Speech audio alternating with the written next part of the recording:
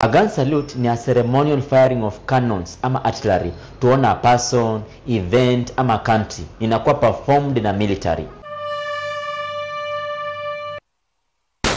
The late Raila Amolo Odinga alipewa 17 gun salute. Hii salute upewa to the former head of government ama vice president ama former senior dignitary mwenye hakuwa rais. Raila was given 17 gun salute for being the former prime minister of the Republic of Kenya.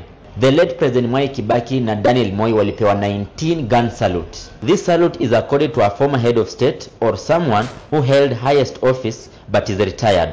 Francis Ogola pia alipewa 19 gun salute kwa sababu ya his position as the Chief of Defense Forces in the Republic of Kenya. And finally, Mzee Jomo Kenyatta, who received 21 gun salute, the highest gun salute ever, is accorded to the sitting head of state.